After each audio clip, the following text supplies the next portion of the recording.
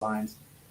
And Napoleon Hill didn't notice at the time, but Andrew Carnegie only gave him 60 seconds to answer that question.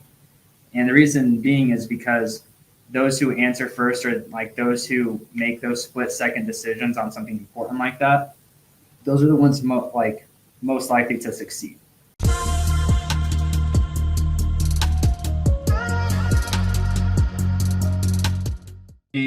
This group kind of works on a lot of the same projects together, ranking these really, really big sites.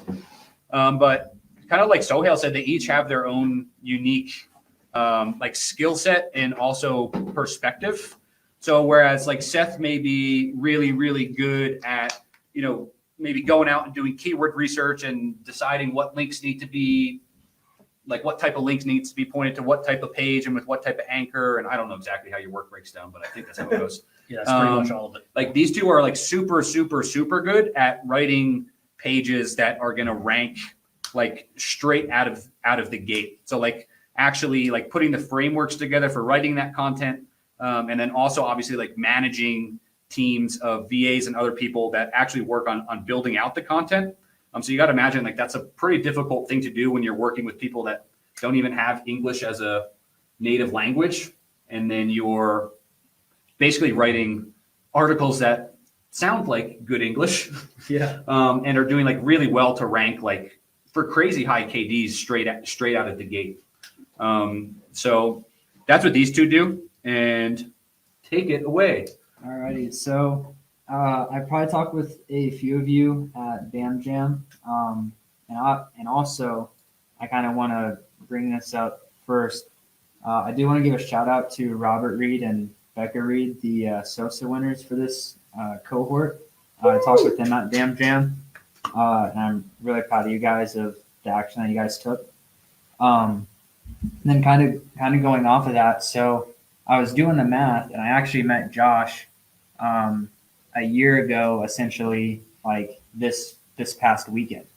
And just the way that your life changes when you actually show up somewhere, like it's definitely an investment to show up to BAM Jam, but the relationships you can build are totally worth it. Like when we think about just the amount of money that we brought in and built up just since stepping out and meeting Josh, it's insane. Which kind of leads into my next point. I posted earlier in the group, some of you guys may have seen it, but it's like, it's not that you missed an opportunity, it's that you never took a shot at it in the first place. So like, I remember sitting there in the room. Josh, I was lucky enough that he was actually in my room. And as you guys can probably tell, I'm a younger guy. I was actually in college at the time. I just finished this past winter. And I've got a lot against college. I think professors are totally not helpful whatsoever. And even if they say, come to my office hours, they don't really mean it. We all know that. So I remember sitting there in the event, and I was just thinking to myself, I'm like, okay, I got to go up and at least talk to him and ask him if there's anything I could do for him. Because I was definitely looking for more work at the time. I was working with somebody that he knew already, and I was just basically trying to expand my skill set and do other things. And it started with like a small thing. I did some videos for him, still do the videos for him. And then he was like, hey, this was around October, about a month later. He was like, hey, I've got this huge website. I think it was roofing. It's like 42,000 words of content, something crazy like that. So I enlisted the help of my dad, and we like knocked it out in 2 weeks. And he was like, oh shit, these guys can write. And then, fast forward another month, and I reached back out to him again, and I was like, hey, I'm about to graduate. Is there anything you would have lined up for me? Is there anything else like I can do for you?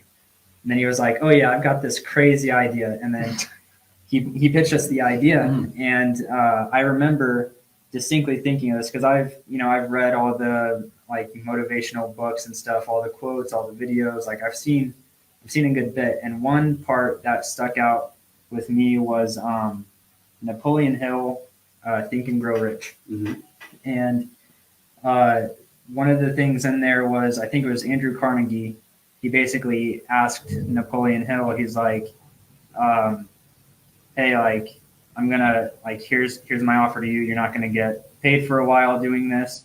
In fact, you're not gonna probably reap the benefits of it until like 10 years later, something along those lines. And Napoleon Hill didn't know this at the time, but Andrew Carnegie only gave him 60 seconds to answer that question. And the reason being is because those who answer first, or like those who make those split-second decisions on something important like that, those are the ones most likely to succeed.